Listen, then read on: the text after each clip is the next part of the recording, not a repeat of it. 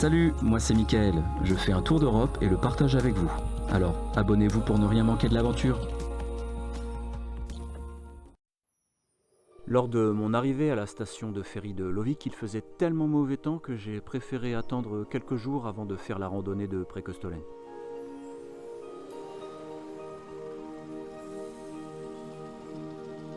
En attendant, j'ai profité des rares moments sans pluie pour randonner et marcher aux alentours et faire la connaissance des voisins.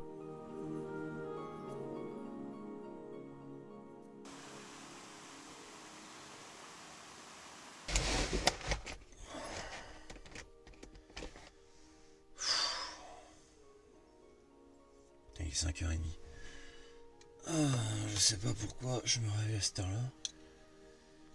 Enfin si. C'est pour pouvoir faire la randonnée de Preikestolen. Assez tôt. Le premier ferry il est à 6h15. Et j'ai pas envie d'avoir trop de monde sur la rando, sachant que c'est assez touristique. C'est là où se trouve un fameux rocher vertigineux là. Donc wow, la nuit était courte. Sachant qu'en plus quand je sais que je dois me lever tôt le matin, je dors pas au mieux. Donc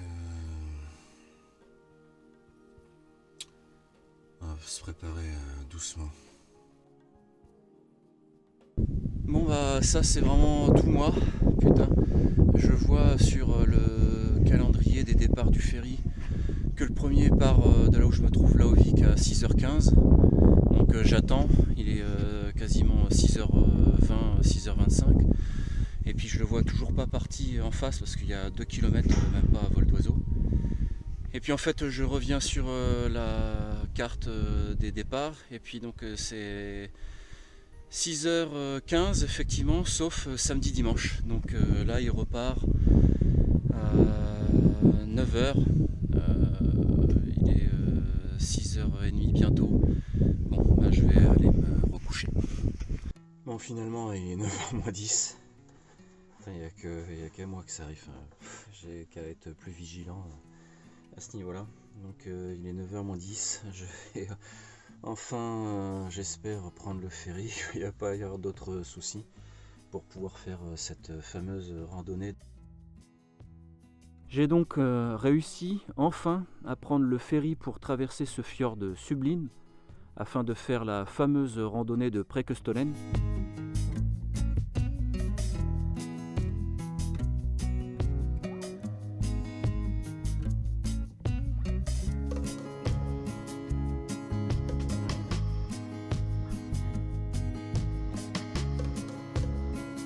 Une randonnée sans grande difficulté, très bien aménagée, avec des decks en bois et ses escaliers en pierre.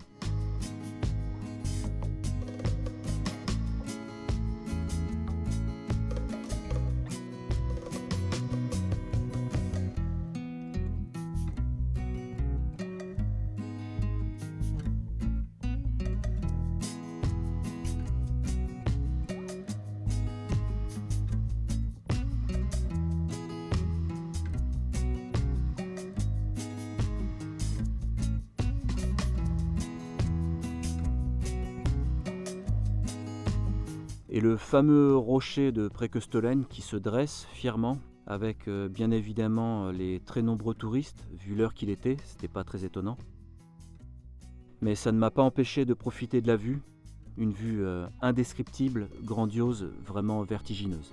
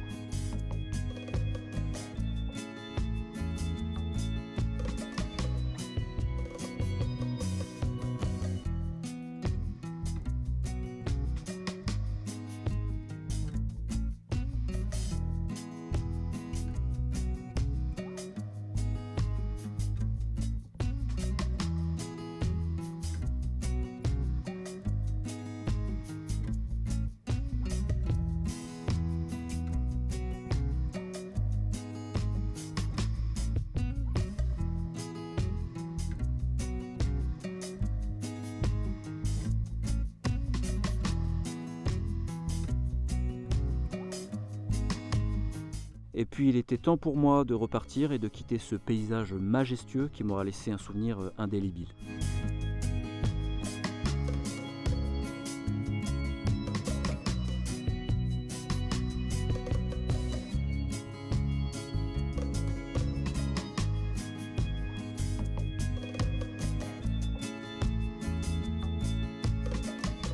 Bon, ça y est, je viens de finir la randonnée de Prekenstollen. Je ne sais pas prononcer ce mot. Bon, c'est pas une des plus grosses randonnées qui existent. Bon, par contre, comme je me suis levé ce matin, une première fois à 5 heures, et puis que bon, le ferry ne fonctionne pas à 6 heures du mat les week-ends, mais uniquement en semaine. Donc je me suis relevé ensuite vers 8h45 pour reprendre un second ferry, ce qui fait que j'étais un petit peu cassé au niveau fatigue. Bah, comme je m'en doutais donc, parce qu'on est samedi aujourd'hui et que je l'ai faite un peu plus tard que convenu, il y a beaucoup de monde, beaucoup de tourisme, et ça, comme c'est une randonnée assez facile et puis qu'il y a un point de vue, un rocher assez connu, il fallait s'y attendre. Donc si vous voulez la faire, je vous conseille d'y aller comme pour bon nombre de randonnées touristiques tôt le matin, quand c'est possible, quand vous ne plantez pas comme moi de ferry, et surtout éviter après-midi, parce qu'après-midi il y avait une quantité de monde invraisemblable. En tout cas, bon, il y en a qui le font avec des équipements adéquats, et puis bon, si vous venez en short et en tongs, vous pouvez toujours faire vos courses derrière. C'est assez touristique, parking est payant, ferry est payant, tout est payant. Et puis en Norvège, c'est pas ce qu'il y a de plus donné.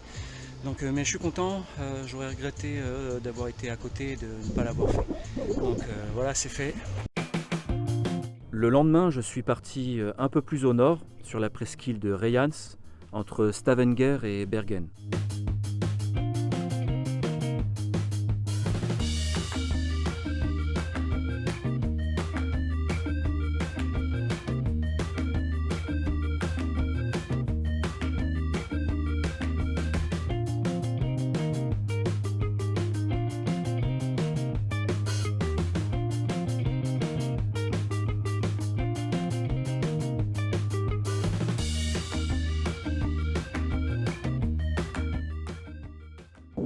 Salut, alors je suis toujours en Norvège, à Rejans. Alors je vais mettre le nom parce que je ne sais pas prononcer les noms norvégiens.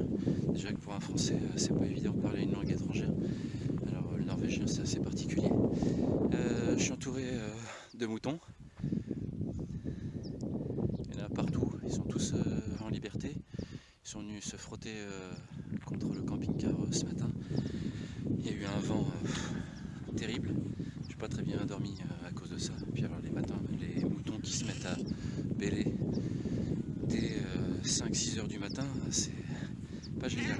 Je suis parti pour faire une petite randonnée de 5 km. Ouais, je suis d'accord avec vous. Et bon, cette fois-ci, j'ai bien regardé, c'est une boucle. C'est la première vraie journée de beau temps entre le vent et les moutons qui bêlent. C'est la première vraie journée de beau temps qu'il y a. Comme vous avez pu le voir quand j'ai fait la sortie de Prekenstollen, bon, il n'a pas plu, mais c'était pas un temps super génial non plus. Donc voilà, depuis une semaine là, c'est le premier jour de beau. Je pense que tout le vent qu'il y a eu hier a chassé tous les nuages. Et donc là je finis ma randonnée et ensuite je vais partir pour Bergen. Je pense que je vais faire ça aujourd'hui dans la journée, je sais pas si je pars après manger ou pas. Et puis voilà, la route c'est vrai qu'elle est assez jolie ici. Il y a des tunnels qui font mais des longueurs, je crois que le plus long que j'ai pris il faisait 6 km, c'était assez impressionnant parce que dès qu'on rentre dedans, ça descend, ça plonge, il faut être en frein moteur parce que sinon rouler une vitesse pas possible, puis c'est limité à 80 km/h. Et par contre pour en ressortir, voilà, il faut mettre pied au plancher. Pour sortir de là, c'est très impressionnant, c'est des longs tunnels. Un reproche à faire, c'est qu'on ne sait pas combien on paye. Je sais que c'est payant, Mais par contre, donc, il y a des caméras qui prennent votre plaque d'immatriculation, mais il n'y a pas indiqué le montant que vous allez payer. Et ça, c'est un peu stressant, surtout quand on roule en camping-car. On ne sait pas trop dans quelle catégorie on passe, à quelle sauce on va être mangé. Donc ce qui serait sympa, les Norvégiens, c'est de mettre les tarifs sur vos autoroutes pour les 2 roues, les voitures et puis les camping-cars, enfin en tout cas les véhicules de plus de 6 mètres par exemple. Donc voilà, sur ce.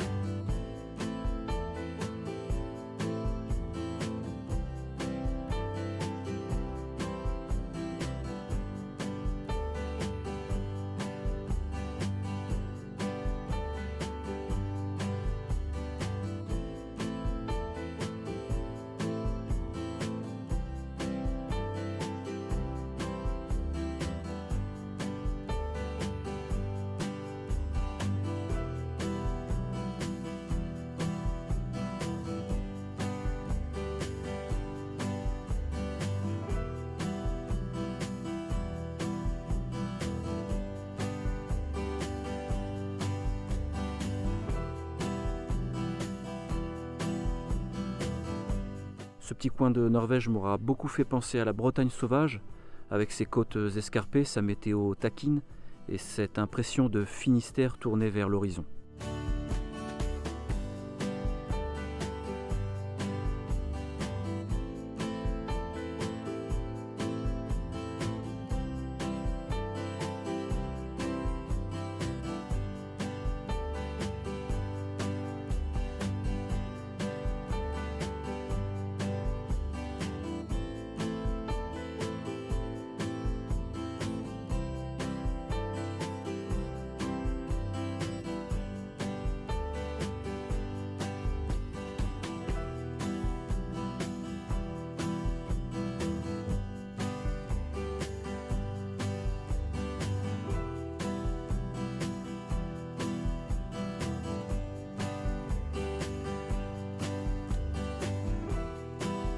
N'oubliez pas de vous abonner et de me laisser un petit pouce en l'air, ça fait toujours plaisir.